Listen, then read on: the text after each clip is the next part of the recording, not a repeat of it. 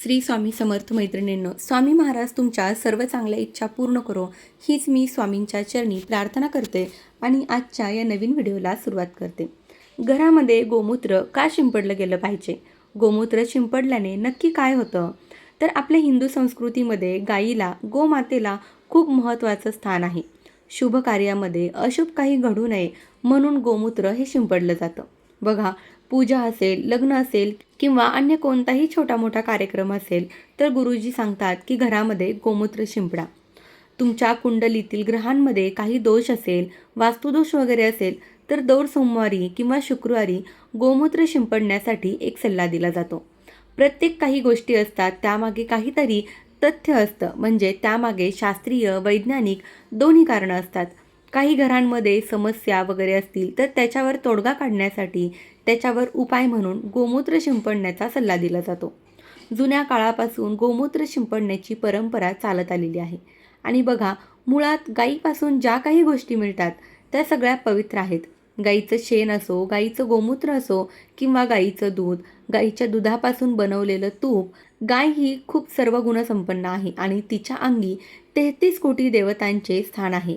आणि अशा गाईचं गोमूत्र घरामध्ये शिंपडल्यामुळे मोठ्यात मोठी नकारात्मक ऊर्जा, मोठ्यात मोठे वाईट दोष, वास्तुदोष, करणीबाधा असेल, इडापिडा हे सगळं काही निघून जातं आणि मग घरामध्ये सकारात्मकता येते. परिणामी घरामध्ये सुखाचे, आनंदाचे वातावरण राहते. गायीपासून मिळणारी प्रत्येक गोष्ट खूप महत्त्वाची आहे. गायीला पवित्र मानले गेले आहे. त्यामुळे गोमूत्र घरामध्ये शिंपडल्यामुळे वास्तुदोष जो आहे तर तो निघून जातो. सणासुदीला आपण गायीची पूजा करतो, कारण गाय ही माता लक्ष्मीचं एक रूप आहे. समजा घरातील सदस्यांमध्ये नेहमी मानसिक तणाव होत असेल, कलह, भांडणे वगैरे होत असतील तर त्या घरामध्ये तुम्ही गोमूत्र हे शिंपडलंच पाहिजे.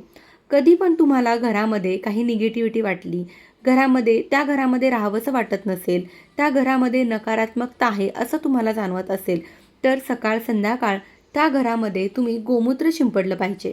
एखादं झाडाचं पान घ्या किंवा तुम्ही अगदी हाताने जरी गोमूत्र शिंपडलं तरी सुद्धा चालेल.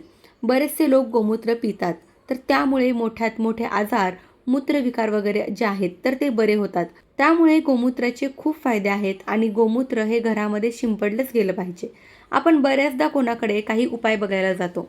घरामध्ये काही अडीअडचणी आल्या, दुःख आले तर आपण कोणाकडे तरी काही समस्या घेऊन जात असतो. तर हे करण्यापेक्षा तुम्ही पहिले हे करून बघा. गोमूत्र घरामध्ये शिंपडून बघा आणि मग त्यानंतर बघा की तुमच्या ज्या काही अडीअडचणी आहेत, दुःख आहेत तर ते कमी होत आहेत का. गोमूत्र शिंपडल्यामुळे घरामध्ये धनधान्याची, आनंदाची कधीही कमी पडत नाही. ते घर नेहमी सुखाने भरलेलं असतं. नियमितपणे घरामध्ये गोमूत्र शिंपडल्यामुळे वास्तुदोष कमी होतो आणि वास्तुदोष बघा, प्रत्येक घर जे आहे ते 100% वास्तुशास्त्राप्रमाणे कधीच नसतं आणि आपल्यासोबत आपल्या घरामध्ये नकारात्मकता ही येत असते. आपण जेव्हा बाहेर जातो, 4 लोकांना भेटतो तर काय होतं, आपल्यासोबत काहीतरी निगेटिव्हिटी वगैरे येत असते. तर अशी निगेटिव्हिटी घरामध्ये राहायला नको, यासाठी आपण काळजी घेतली पाहिजे. आणि यासाठी सगळ्यात महत्त्वाचा उपाय म्हणजे गोमूत्र घरामध्ये वेळोवेळी शिंपडणं. मी नेहमी सांगते, अमावस्या, पौर्णिमा असेल, उंबरट्यावर हळदीचे लेपन करा. ते लेपन करताना सुद्धा गोमूत्रामध्ये हळद मिक्स करून आपण उंबरट्याला लावतो. पण का लावतो? कारण गोमूत्रामुळे जीवजंतूसुद्धा मरतात आणि गोमूत्र हे मुख्य दरवाजाच्या इथे आपण शिंपडल्यामुळे, लावल्यामुळे वाईट ऊर्जा जी आहे तर ती घरामध्ये येत नाही. कधी कुठली व्यक्ती आपल्या घरामध्ये कुठल्या विचाराने येते आपण कधीही सांगू शकत नाही. आपली किती पण जवळची व्यक्ती असू द्या किंवा लांबची असू द्या, कोणाच्या मनामध्ये आपल्याबद्दल किती चांगले विचार आहेत, किती वाईट विचार आहेत आपण कधीही सांगू शकत नाही. त्यामुळे ह्या छोट्या छोट्या गोष्टी केल्या तर कोणाच्या पण वाईट नजरेचा, वाईट प्रभावाचा, वाईट बाधाचा आपल्यावर प्रभाव पडणार नाही, आपल्या घरावर पडणार नाही. आणि बाहेरचीच नकारात्मकता आणतात असे नाही, आपल्यासोबत सुद्धा नकारात्मकता घरामध्ये येत असते. तर ती वेळोवेळी त्या नकारात्मकतेचा नाश होणं तितकंच महत्त्वाचं आहे. ती नकारात्मकता घरामधून निघून जाणं खूप जास्त महत्त्वाचं आहे.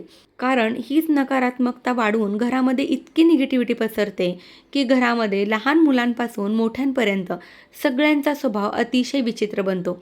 चिडचिड होते, चिडचिडेपणा वाढतो घरामध्ये आणि मग आपल्यालाच कळत नाही की घरामध्ये काय झालेलं आहे. अतिशय आपलं अगदी या मिनिटाला चांगलं असतं, तर दुसऱ्या क्षणी अगदी घरामध्ये भांडणे, तंटे, आवाज व्हायला लागतात. म्हणून घरामध्ये अशी निगेटिव्हिटी येऊ नये, ती वेळोवेळी काढली गेली पाहिजे. यासाठी घरामध्ये वेळोवेळी तुम्ही गोमूत्र शिंपडत जा. त्यामुळे वास्तुदोष, निगेटिव्हिटी ही कमी होते. तर बघा, गोमूत्राची बाटली तुमच्या घरामध्ये नेहमी आणून ठेवा. गोमूत्राचे भरपूर फायदे आहेत. त्यामुळे तुम्ही घरामध्ये वेळोवेळी गोमूत्र शिंपडत जा. नक्कीच तुमच्या घरातले वास्तुदोष दूर होतील, निगेटिव्हिटी जाईल आणि मग जे काही कलह, भांडण वगैरे घरामध्ये असतील, अडचणी असेल, दुःख असेल, तर ते कमी व्हायला लागते.